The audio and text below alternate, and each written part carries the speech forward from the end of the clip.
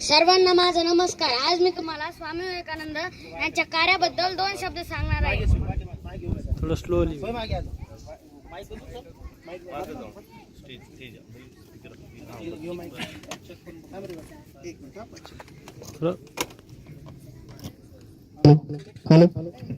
Fast नको बोलू. सर्वांना माझा नमस्कार. आज मी तुम्हाला स्वामी विवेकानंद यांच्या कार्याबद्दल 2 शब्द सांगणार आहे. सर्वप्रथम स्वामी विवेकानंद यांच्या प्रतिमेस त्रिवार अभिवादन करून मी माझ्या 2 शब्दात सुरुवात करतो. पायाशी जमीन आणि आकाश माझ्या पाठीशी आहे. पायाशी जमीन आणि आकाश माझ्या पाठीशी आहे. जिंकणारे तर भरपूरच असतात, जिंकणारे तर भरपूरच असतात, परंतु हरून जिंकणारा एखादाच असतो. हे जगाला ठामपणे पटवून देणारे व्यक्तिमत्व म्हणजे स्वामी विवेकानंद. भारतीय तरुणांसाठी ऊर्जा आणि प्रेरणेचे स्थान म्हणजे स्वामी विवेकानंद यांचा जन्म 12 जानेवारी 1863 रोजी. त्यांच्या आईचे नाव भुवनेश्वरी देवी व वडिलांचे नाव विश्वनाथ दत्त असे होते. स्वामी विवेकानंद यांचे पूर्ण नाव नरेंद्रनाथ विश्वनाथ दत्त असे होते. स्वामी विवेकानंदांनी श्रीरामकृष्ण परमहंसांना आपले गुरु मानले होते. जेव्हा 1895 मध्ये श्रीरामकृष्ण परमहंस आजारी असताना स्वामी विवेकानंदांनी त्यांची खूप सेवा केली, परंतु दुर्दैवाने श्रीरामकृष्ण परमहंसांचा मृत्यू झाला.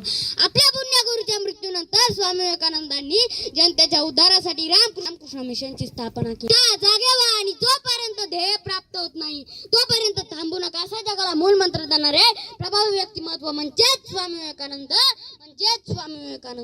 Some like one day, some like Monday. Some like one day, some like Monday. But my favorite day is only 12 January day and 12 January day. Swami विवेकानंदांनी पॉवर ऑफ माइंड हे प्रसिद्ध पुस्तक सुद्धा लिहिले होते. त्यांनी बंगाली भाषेतील वर्तमान भारत हा निबंध लिहिला होता. Everything is easy when you are busy. Everything is easy when you are busy, but nothing is easy when you are lazy.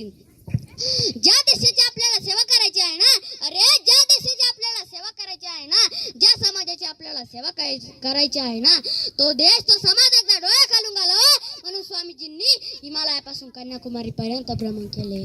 Swami Vivekananda यांचे वक्तृत्व प्रभावी होते. 11 सप्टेंबर 1893 मध्ये शिकागो येथे धर्म परिषद भरली होती. तेव्हा स्वामीजींनी बंधू आणि भगिनींनो म्हणून बघते ते जमलेल्या लोकांनी टाळाचा कडकडाट केला. स्वामी विवेकानंदांनी खूप कमी वेळात वेद जगभर प्रचार केला. त्यांची मते फक्त हिंदू धर्म ग्रंथ नसून अखिल मानव जातीने अनुभवलेले आध्यात्मिक परमोच्च शिखर आहे असे होते. पोरबंदरच्या वास्तवामध्ये स्वामीजींनी काही इंग्रजी ग्रंथाचे खंड सुद्धा वाचले. ते रोज एक खंड वाचायचे आणि ग्रंथ पारायण परत करायचे. त्यांनी एका दिवसात 3 खंड वाचून परत केले. तेव्हा स्वामीजींच्या शिष्याला ग्रंथपालाने विचारले, स्वामीजी न वाचता पुस्तक परत करतात, एका दिवसात एवढा मोठा खंड वाचून होणे शक्यतेच्या बाहेर आहे. काही लोकांना ग्रंथालयात पुस्तकं न्यायची आणि न वाचता ती परत करायची सवय असते. थोडं चालायचं आणि वाचल्यासारखं दाखवायचं, असंच करत असेल बहुतेक हा साधू. तेव्हा शिष्याने स्वामीजींना सांगितले. 4था खंड घेण्यासाठी स्वामीजी स्वतः गेले आणि तो ग्रंथपालाला मागितला आणि त्याला म्हणाले, माझे 3 खंड पूर्ण वाचून झाले आहेत. तुम्हाला काही शंका असेल तर तुम्ही ते प्रश्न विचारू शकता. 3 दिवस 3 रात्र ते फक्त भारत मातेचे चिंतन करत होते. डोळ्यासमोर त्यांना सतत भारत. आपल्या भारतातील गोरगरीब जनता स्वामी विवेकानंदांच्या लक्षात आले. आपल्या भारतातील अनेक लोक उपाशी आहेत. ज्यांना जेवायला अन्न नाही त्यांना आपण काय वेदांताचा उपदेश करत असतो. भाकरीची भ्रांत असताना वेदांत दांत सांगणे खोटे आहे. लोकांना आधी 2 वेळ जेवायला द्या.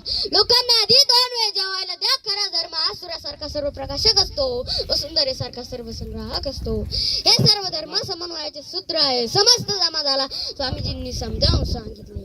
मित्रांनो, माणसाने उंच शिखरावर जरूर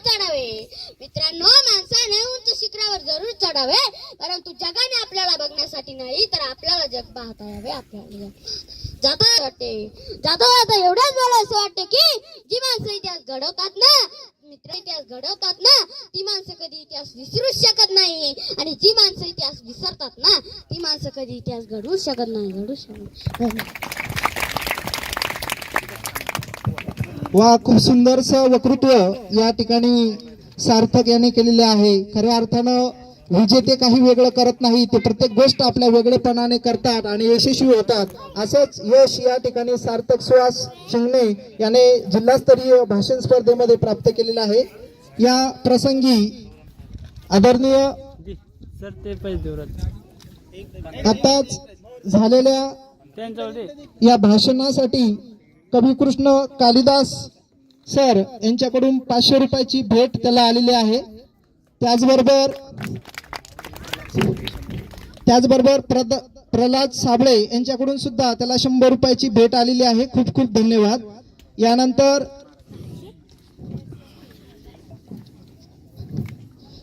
यानंतर सार्थक सुहास हिंगणे यास विनंती आहे की आदरणीय सर्व महाराज यांना विनंती आहे की आपण प्रतिमा स्वामी विवेकानंद विचार पुस्तिका देऊन त्याचं या ठिकाणी स्वागत करावं.